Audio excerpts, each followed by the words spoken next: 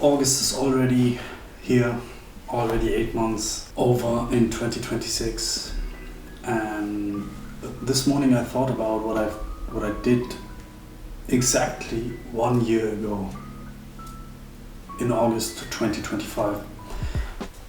I came back from Thailand after spending 2 months there, training Muay Thai Monday through Saturday, twice a day, and having my first fight actually in Thailand as well.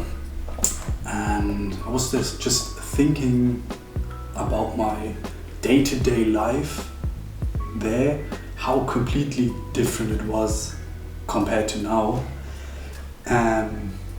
which is good in one way and just different in the other way, I suppose. Just meeting there beginners, amateurs, professionals, even championship fighters, all meeting in the gym, just grinding it out day to day, over and over again, and yeah, just enjoying the grind together, I suppose. I just think it was such a good time, like just literally training, eating, sleeping, doing nothing else, like beat up after training, after especially like the afternoon training. I was so beat up. I usually got some food with some friends from the gym, and then just went home and slept because I had to get up early again and train, go back home, or get some food on the way back home. I lived like 5 minutes from the gym. Got some food, went back home, ate, slept, woke up at 3 p.m, got ready, drove to the gym, trained 2 hours, got some food, went back home, slept, and that for 2 months. And it felt like a purpose, you know. It felt like something to do, and it felt like worthwhile. Like the training felt like worthwhile. I didn't even made up my mind yet if I really want to fight or not. I just booked my flight, went to Thailand with this idea to train Muay Thai, to get good at it, and maybe fight. And yeah, fast forward, I think it was my 2 weeks before I left, the coach asked at the end of the training, he asked who wants to fight, and I was like, fuck, should I raise my hand? And I didn't even think about it. My hand just rose, and I said I want to fight. And I was like, "Fuck! What have you done? What did you do?" And then he said, "All right, cool, man. It's your first fight." I said, "Yeah, it's my first fight." He took a picture of me. He guided me over to the scale. I weighed myself, and he said, "All right, you'll fight on Saturday." I was like Wednesday already, and I was like, "Oh my god!" It's like, okay, Wednesday, Thursday, Friday, Saturday, shit, okay, 4 days. Saturday is going to be packed. The gym, the stadium was packed, and it was a ridiculous experience.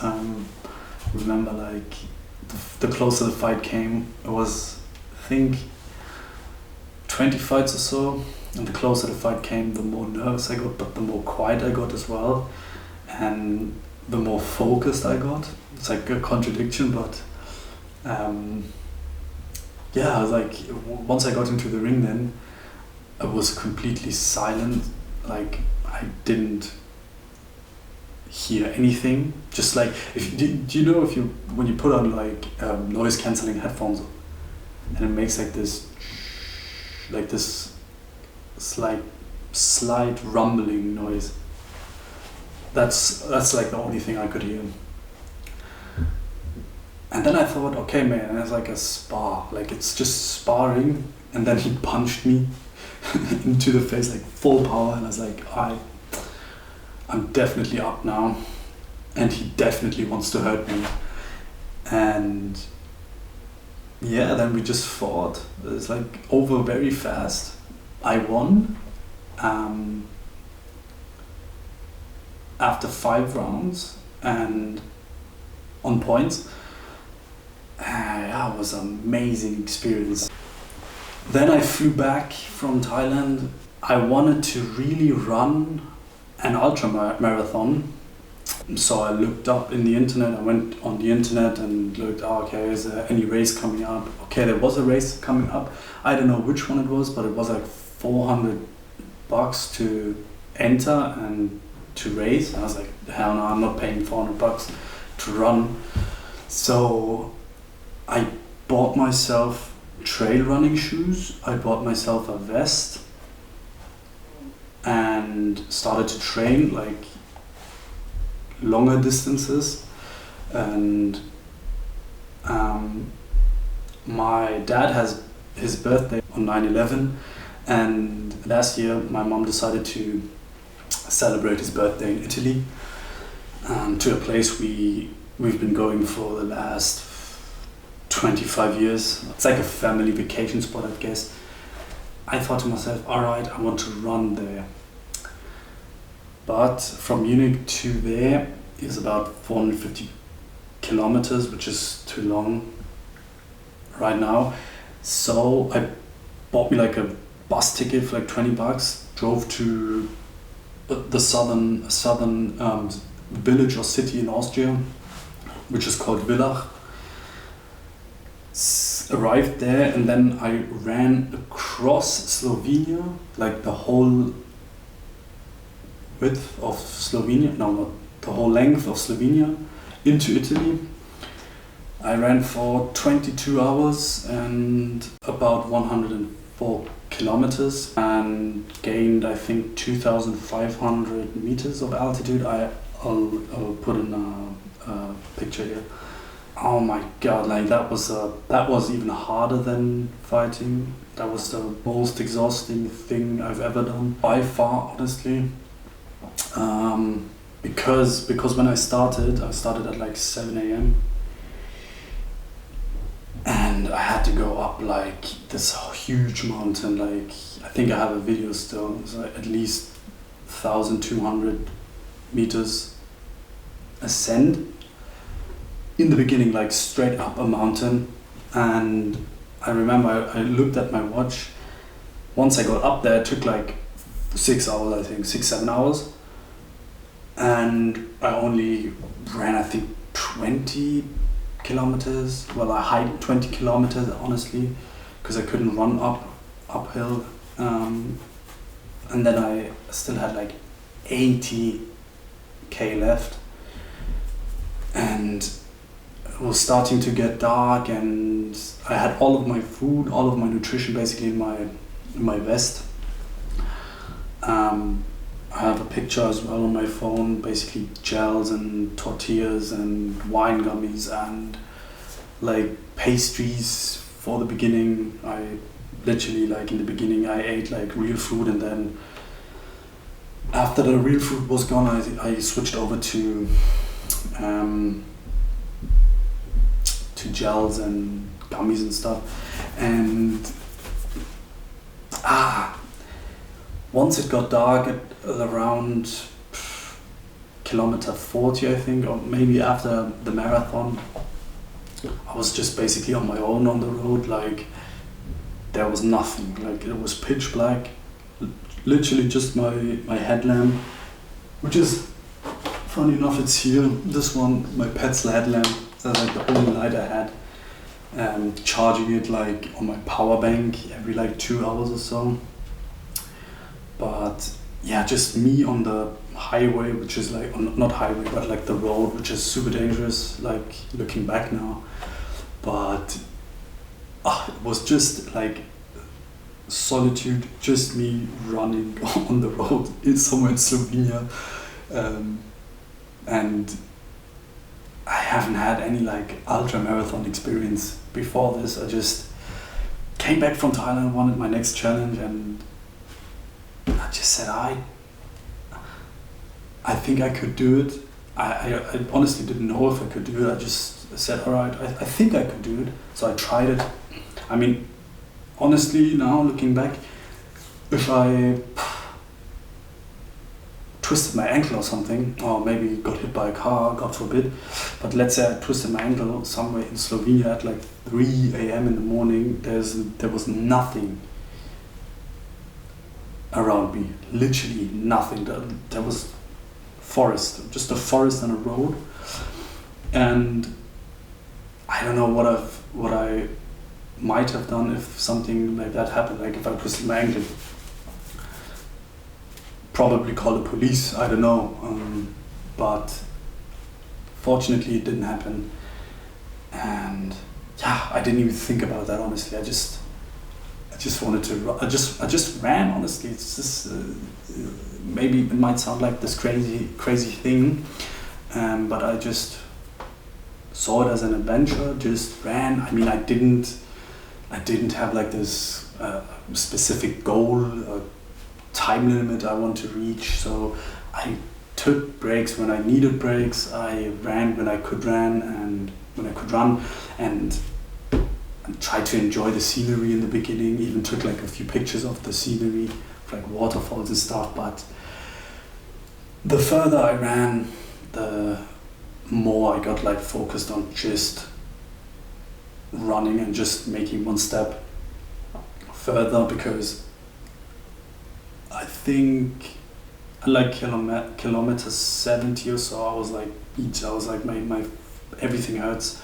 I had to take more and more breaks, and the thing is, once you ran so far, the longer breaks you take, the more your body hurts starting up again. So let's say after 70k, took like a 5-minute break, and my body was just like cooling off fast, and it was so painful to get up like from the ground and start to run again. It was super painful. So I usually made like, I think 1-minute pauses, 2-minute pauses, like very short periods of time, so my body won't hurt as much. And yeah, fast forward then, after like 22 hours, I finally arrived in Italy, and oh my god, I was just so glad it's over. Like, it was so exhausting. My body hurt for like 2 weeks on end, but it was definitely worth it. Like the mental side of it was so like forging. Like it just made me able to concentrate on a single task so much more, and made me like realize it doesn't matter how much it sucks, just get it through 1 minute more and you'll be able to do it. Like, I literally suffered for 16 hours. Like, it was 16 hours suffering. Like, the first 6 hours were like hiking, was like fun, I suppose, but the rest of it was just suffering. And mind you, I had to navigate completely by myself. I had to check my data if I'm running the correct way, like all of the time. And I obviously ran into the wrong direction. Actually, I have a video on my phone as well where I'm on this mountain and I lost my way, and I had to navigate like through the mountain then, and I was like on a slope, and it was like actually quite dangerous because it was basically like an avalanche but made out of stones. So yeah, it was definitely like a scary moment, but yeah, that's something I'll do for sure again, and maybe even next month, but I want to do it with the bike, so stay tuned. And the third cool thing I did was in December, mid-December, one day before my mom's birthday. I'm such a bad son. I flew to Malaga and ran my first official half marathon, like my first race. I trained 8 weeks prior to the race. I started to train like structured for running. And there I had a goal in mind. I wanted to run sub 90 minutes for the half marathon. and I got it. I ran 1 hour 27 minutes and a few seconds, and that was also a super cool experience. Like, okay, the superficial thing, the superficial side maybe is not that exciting. Like getting your bib is cool, obviously, and then seeing all of the runners and just being in a new city and doing your last run before the race, and everybody's running outside. And what I find very interesting is the mental side of it as well, where I literally draw the line to the fighting experience in Thailand. I think it's quite similar, honestly. Obviously the fighting is way more intense, but the build up to the race it's a kind of similar feeling, at least for me. And the running itself, wow, was so hard. Like, the thing is with the ultra marathon is I could literally chill out. I could walk whenever I wanted to walk. I could eat. I could drink. I could run. I could focus on myself 100%. It was not too hot. It was perfect climate. There was no wind. It was quite relaxed, honestly. But the racing, like, trying to hold up a pace for 21 kilometers is hard. It's hard, especially if you have to get out of the gate. It was my first race, so I had to start a little bit further behind in the fourth block. So first block is the pros, and the second block are the faster runners. The third one is slower, fourth one is slower, fifth one is slower, sixth one. You get what I'm saying. And I knew I had to actually start in the third or second block even to run with similar minded runners, I would say, people that want to run in sub 130 hour category. And I was in the block where more relaxed people wanted to run and a little bit slower, I suppose. So I had to actually make my way through after the start. And it was literally impossible, because it's have you ever been to a festival or something, or a huge concert, and try running through the crowd there? It's impossible. You have to go at their pace, of the pace of the crowd, and it's impossible to even run through the crowd. So I had to wait.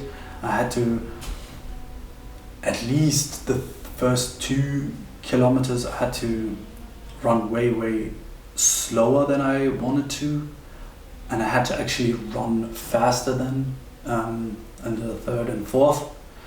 So my time still,